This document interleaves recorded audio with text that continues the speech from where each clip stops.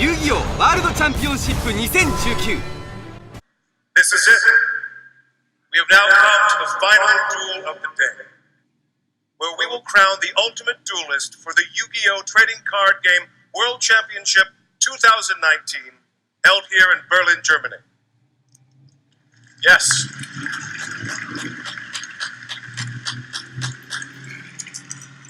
Good luck, duelists. And as always, trust in the heart of the cards. It's time to duel!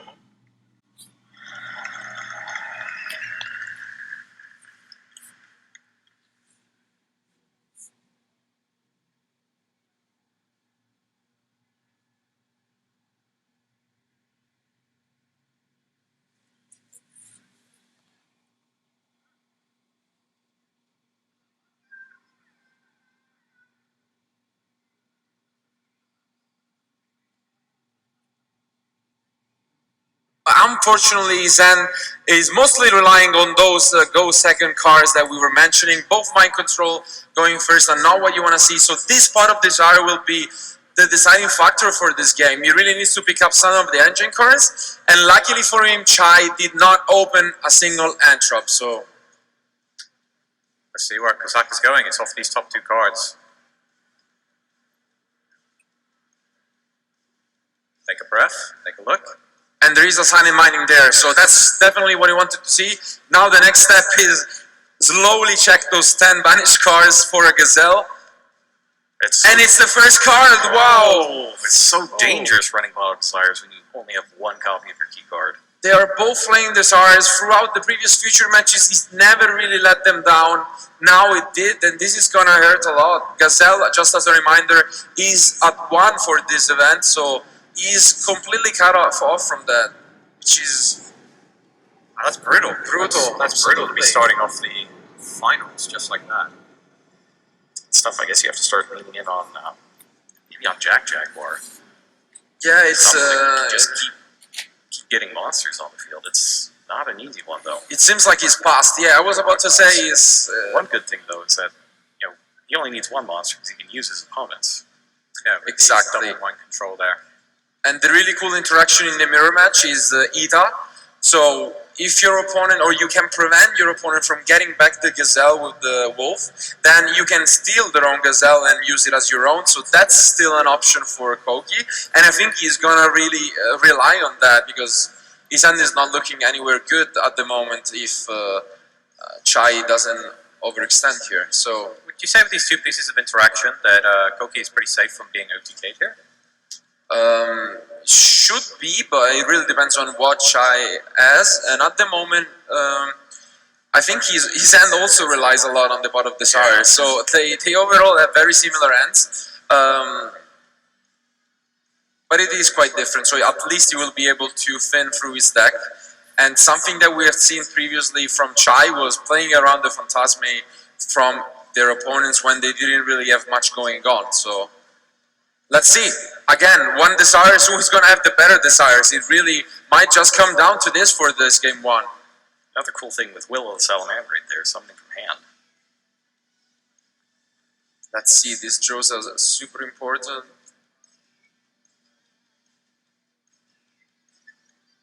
Do we see the double to Gazelle taken out of the game? Unfortunately, we are not able to see those cards. But tilt those cards slightly further forward? Yeah. Never mind. Would have been interesting to see them, but the draws are pretty solid, so Foxy and Spinny both being useful in this spot. Besides, a little mystery is good for the soul. Yu-Gi-Oh's kind of built on it, really, with trap cards, face downs, that sort of thing. Ever since day one. Okay, and he just attacks with both. Again, it's quite possible that he will just hand here, maybe on a Beast Dweller, which is an even better way to play around the Phantasme. Let's see what he thinks is the optimal choice here. It's just a tough set of cards. He does just pass. So, as he did him... Ooh, and a third mind control is picked up. Wow. Well, those are definitely getting played this turn. Yeah, now he has a chance, of course. Might be nice to take those two monsters and keep them stuck under an Xyz monster of your own. It's definitely interesting. He has quite a few options. The Twin Twister isn't that great in this matchup, but Luckily for him, since Chai was playing around Bale Links, there isn't any protection at the moment. And Sign of Money comes down. Right now, the only interaction from Chai is the DD Crow.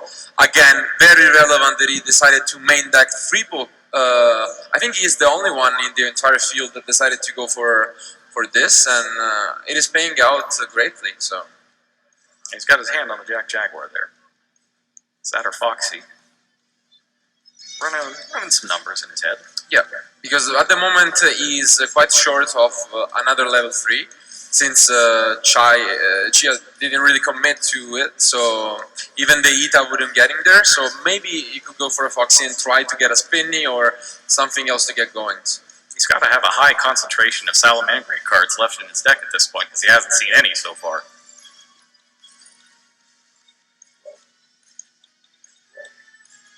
Mind Control number 1 is activated, taking Gia's Jack Jaguar.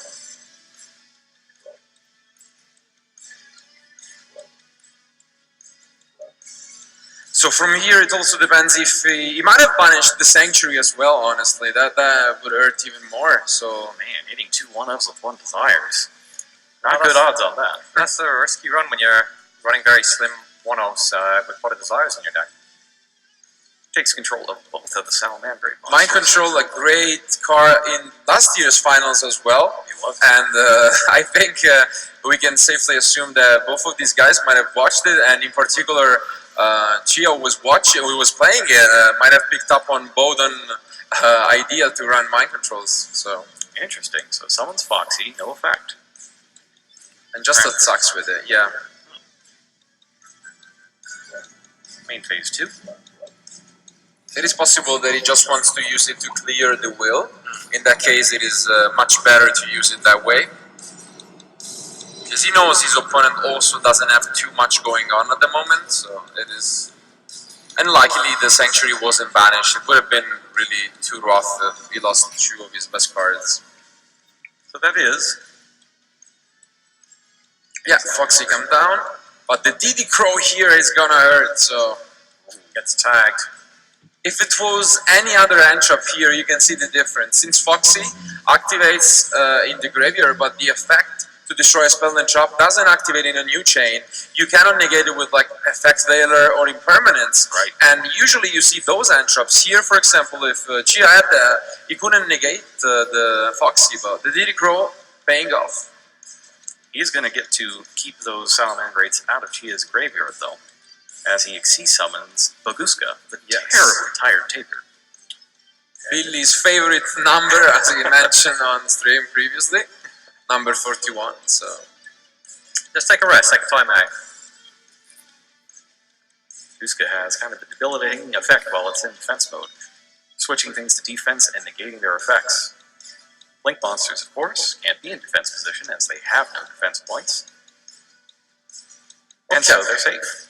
So now Cosmic Cyclone is picked up, and you can see one of the differences between his deck and the other ones. He's maining the Fusion of Fire, which is quite an impactful tool in the mirror match. And at the moment though, since you don't usually see the number 41 on the field, it's not going to be as good as usual, because it would prevent the Violet Chimera and it would put it in defense position. So that's a card that's been cut from a lot of extra decks, at least in North America. It's always a little surprised by it. Definitely. I think it depends heavily on the fact if you're running multiple targets, for example, for Super Polymerization, that takes away a slot because of Starving Venom, usually, so you're less inclined to play it because Abyss Dweller is usually considered the better one, but he's playing both, so he thought the card was relevant enough in the mirror match and in other matchups as well. Just taking some time in the tank to think this play through. Sets a monster face down. Okay. Not something you really see in Salamangreat, and it's generally a sign that things have not gone to plan. Absolutely. The thing is, number 41 is actually very annoying to deal with, because right now you can see his only very good play would have been a Stalio, but Stalio, of course, would have been negated, so... And finally, an engine card is picked up by Kogi. He gets the circle. Just as a reminder, if anyone just tuned in, there is no Gazelle for Koki. It was banished by Desires, so he has to try and play and navigate this game differently. So now the downside to Baguska is that you can't always press your advantage in this case. So Chiaz kind of has a weaker setup here with just a face-down monster, and maybe it really is a weaker position, or maybe he's just trying to get that Baguska switch to attack position so that its effect stops. I think there, a material also has to be detached, which means that he will get back one of his Salamangreat monster. But on the standby phase. Yeah. Which I think it is what the judges are catching up on right now. So he gives back the Jaguar to his opponent, but he's able to use even the third mind control right now. This is wild, yeah. So he knows what that face-down monster is. It's like it is a Falco. It should be spinny, maybe? I think it was the spinny side, yeah. So the spinny is there. It's flipped, not in defense position, of course, but we are skipping the number 41, putting it into defense. So it will be interesting to see how he goes for this. So he might want to push some damage, and the Ita is a possibility, which I think we could see soon. Because you can also switch the number 41 to attack position, of course, to push some damage, so that's what he's going for. Because now if you get back the Jaguar from the graveyard, and you normal summon your own copy of Jaguar, then this is a lot of damage, and it would be enough to actually win the game. So I think Koki is in a really good spot to take this first duel. So he is still in the line, so double Jaguar with Hita and Baguska. This is more than enough. It's 36 plus 50, 54, 50. 74, yeah, 100 pretty much. So it should be enough.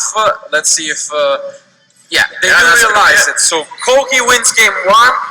Nice applause from the crowd, and does it back the Gazelle as well, and without really getting a whole lot of Salamangreat cards. Really, if you have any doubts about the favorite for our colleagues and Japanese friends, now you don't doubt him.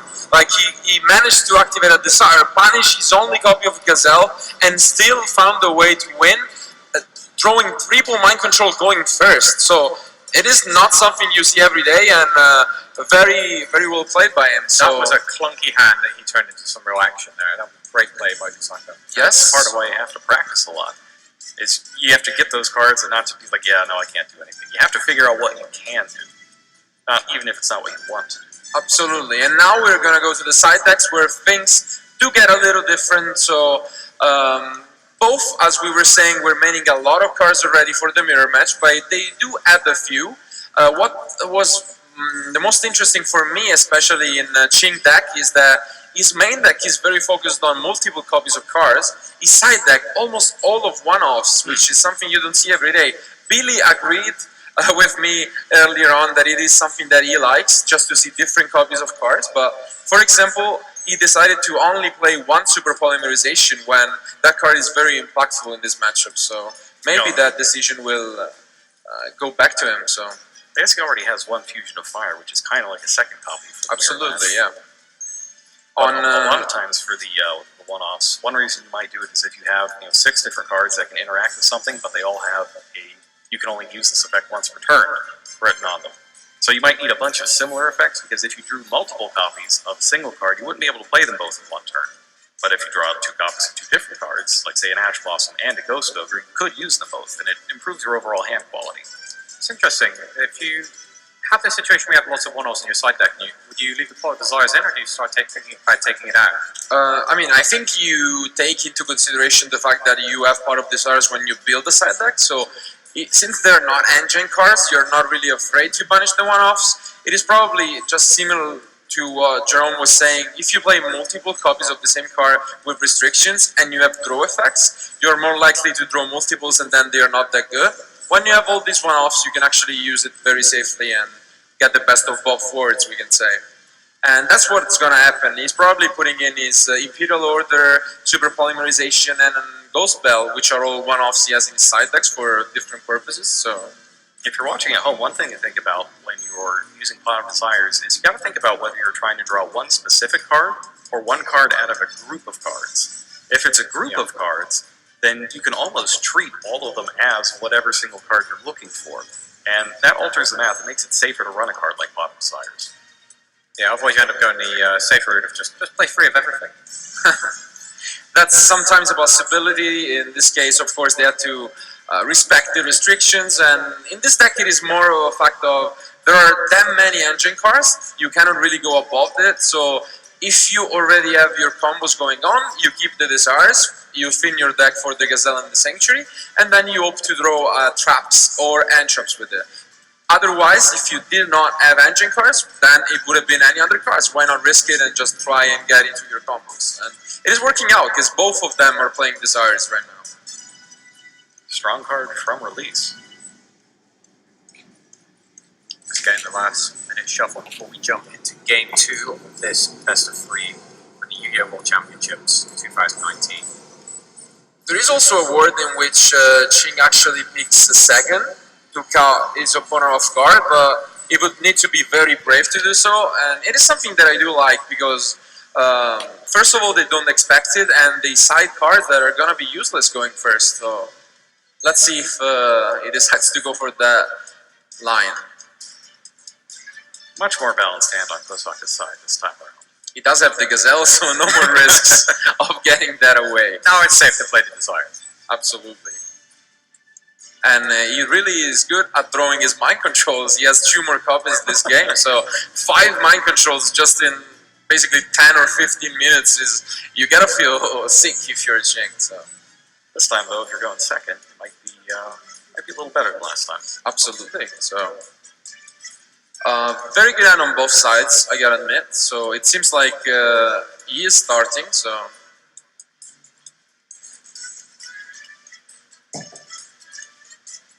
Thinking very carefully about what's his normal summon going to be.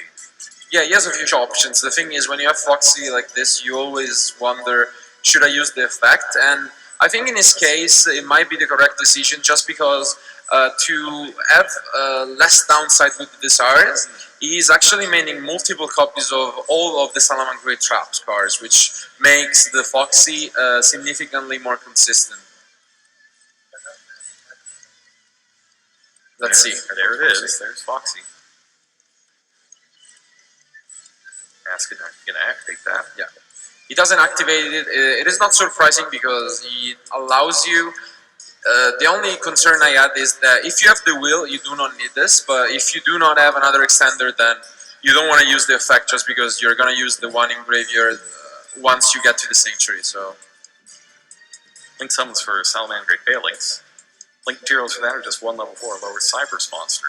So a vast majority of the Salamangreats work with it. Or other Cyberse monsters like Lady Debug. Yeah, very, very good card. Perfect opener.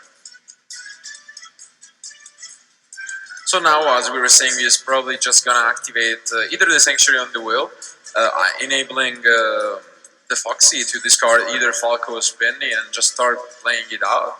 Unfortunately, there is an impermanence in Kogi's hand, which will most likely be used on the Stalio when it tries to get the Gazelle out of the deck. So Will of Salamangreat is activated. Gives you that extra summon once per turn. You can cash it in for a bunch of summons all at once if you have a reincarnated Link monster. Discard Spinny to pull back Foxy from the graveyard. And Spinny comes back up. And quick Exy summon.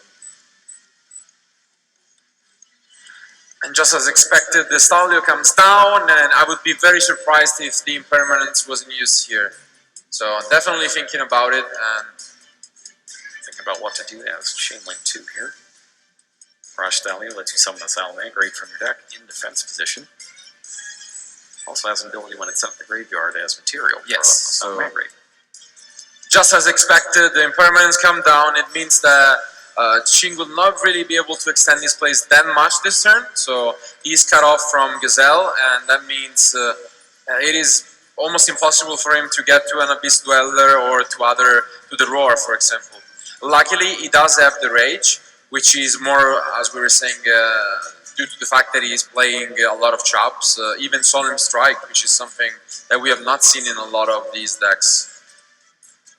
I kind of like the heavier traps, like the Solemns, more rage, Yeah. that sort of thing. A lot of times I feel like Salamangreat really is more of a controlling deck than an aggressive deck. It But, is. you know, what it really is something that switches almost seamlessly between the two. It's part of why its longevity is so great. Yeah, you can definitely switch, and if you build a deck is where you have a lot of chops, but you do put one copy of Fusion of Fire, you're basically building a very good control deck, but a deck that really punishes you, because every time you don't have the correct interaction, then it can easily OTK you. So it is a very good deck, and no surprise that it was essentially the most represented decks for all of the past months ever since it was released. So In North America, at least, it's about 25% of the field at all the major events. yeah, Next closest deck was only around 12. And here we go for the reincarnation of Sunlight Wolf. mandatory here because of course he needs for the rage in his hand, and he's gonna use the second effect of the will, which is the rarest one, I'd say. You usually first turn at least use the other one, but it can tribute itself to check the link rating of a Salamangreat you control, and you can special summon in defense position monsters up to the rating. Here it makes sense because, as you're seeing, he didn't have another Salamangreat spell and trap in the graveyard, so by doing this he puts more monsters on the field and he gets the will back. So pretty good opening here, even through the impermanence. It basically costs you nothing in that case. Got rid of the will, got the will back. Absolutely. So a Foxy is picked up. It's a good start, honestly. His hand is looking quite good, and the only card he has to play around is really the Rage. That's sad. And the Mind Control is a very good starting point to do that.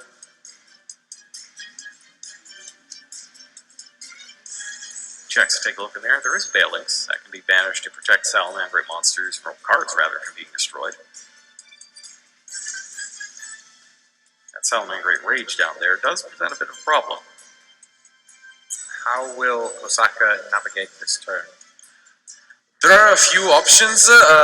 One of the main differences is that, unfortunately, he's not siding or maining the Fusion of Fire, because I'm pretty sure if he was, there was actually a very good chance he could have pushed an upper game even with this combination of cards. Here, as expected, he's just testing the water.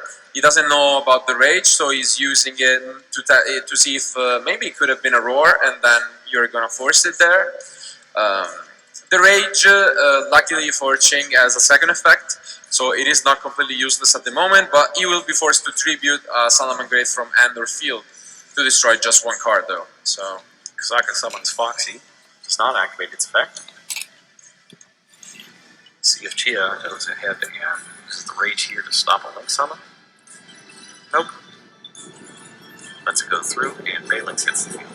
yeah, it would have been too risky, and unfortunately not having Anthrops at his disposal means that he's just gonna pray that his opponent hand isn't that great, but it is much better than the previous game one. So if the previous game was enough to win, then this could just be even better. So let's see what Ching is gonna try and stay alive.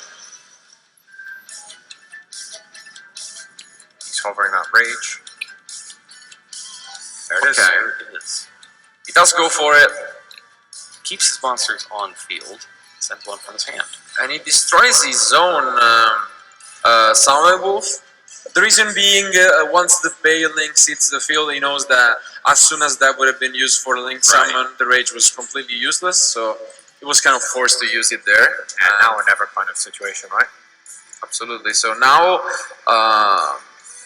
Coke is still in a perfect spot, because he has Design Mining, which is just the cherry on top, I would say, of this end. And he knows that the only card in his opponent's hand is the The will. Sanctuary, the Will.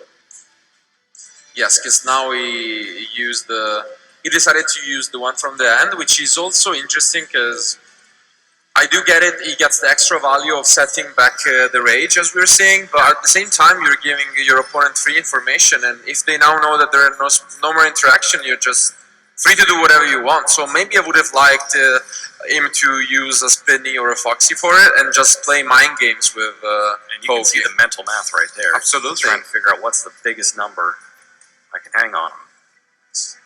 It could be a pretty good number, and even if it wasn't, he can go for the Abyss Dweller after cleaning the field, and we do know how good Salamangreat is just recycling their resources, but if they're cut off from the graveyard, not so much, because they're not famous for having a lot of cards in their hand. They get hosed pretty hard by that Abyss Dweller. So, absolutely. let's see how Xhaka decides to push his hand onto the table this turn. This drill is a real MVP this entire season, against multiple decks even. Orchist, for example, had a real bad time. Yes. This Dweller's been good since it's been printed. Like, it's just pretty much always been in the back of people's minds. Yes, it was defining during Mermill format, and still probably one of the best XYZs at the moment. So. Alright, Foxy comes back from the graveyard and uses its ability to take out Sanctuary. That's a one-of.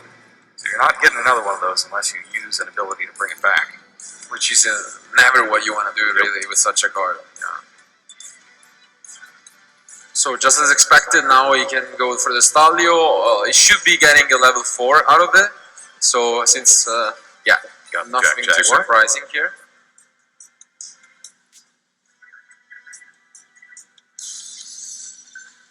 Now, Spinny making a reappearance? I'm gonna consider his plays quite a lot. I don't think he has enough at this point to just attack for game. It doesn't seem likely, since there is a Bane Links as well to protect it. Yes. But it does have a lot of resources, so he has the ability to go for Eat Leo and just get rid of the card. He can do a lot, so... Okay, he's thinking about this Falco. He could have also just bounced back the Gazelle for next turn, so... A lot of different options, and I'm sure he will find out the perfect outcome. Thankfully, just as a reminder, there is no time limit for this final. Of course, you still have to play at a reasonable pace, but at least you're not as stressed by having match procedure and having to calculate how you're going to navigate those last few turns. So, the Ita comes down, okay, so he decides to pull the trigger, and checks the graveyard, sees Sunlight Wolves.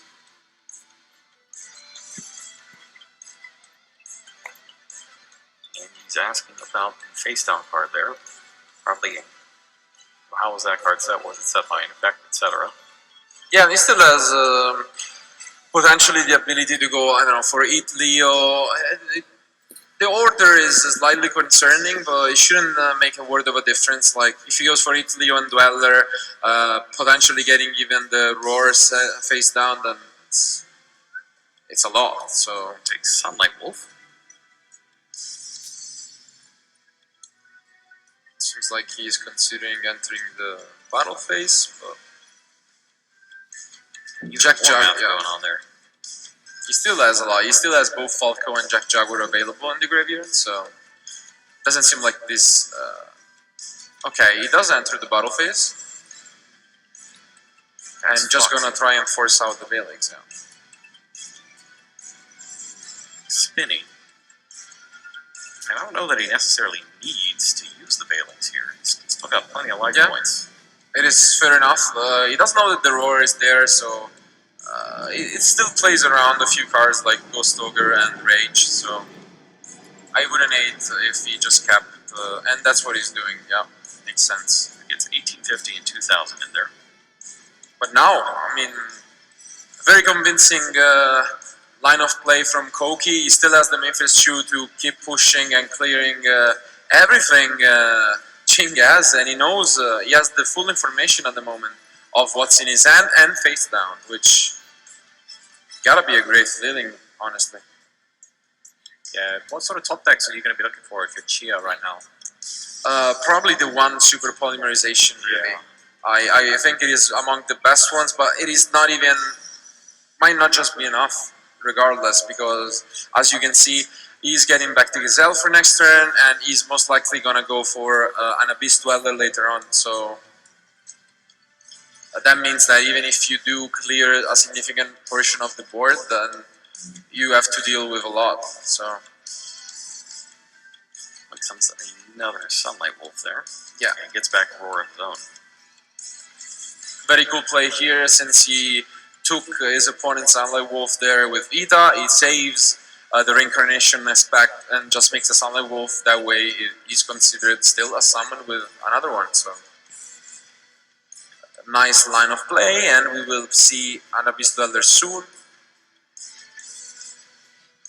Got Jack Jaguar up next. And he gets back the Ita. Yeah. Ita, okay.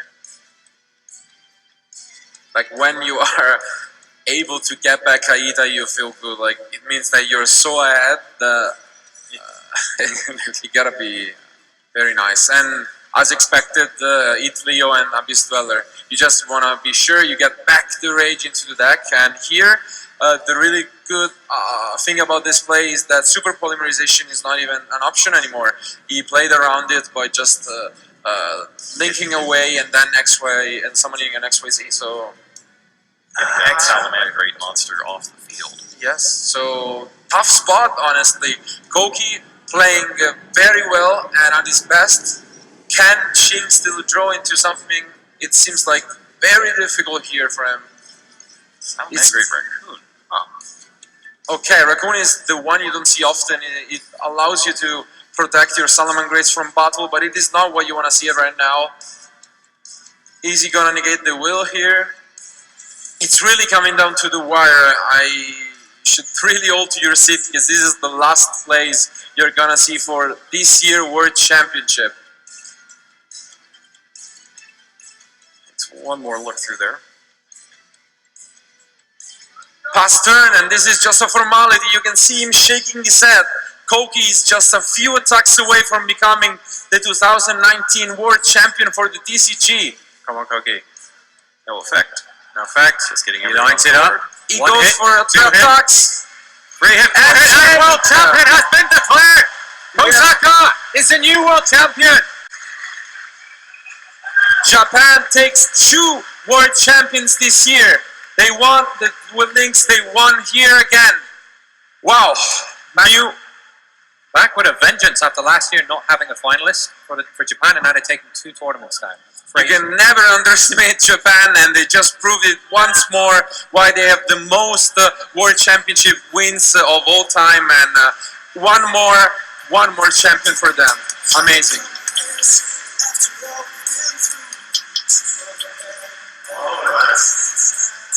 Our world champion, Cookie Osaka, from Japan. Well done. Congratulations. How are you feeling?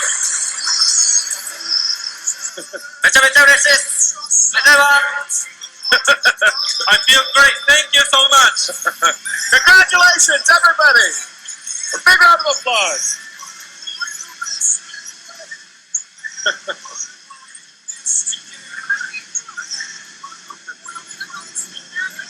Cookie Osaka.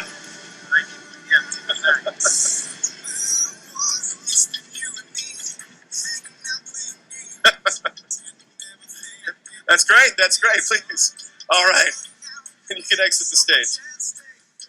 Yes, you can leave that. You can leave that there. You can leave that there if you want. Right, yeah. Here we go. Here we are. Okay. In just a few moments, we'll be right back to congratulate everyone who competed today.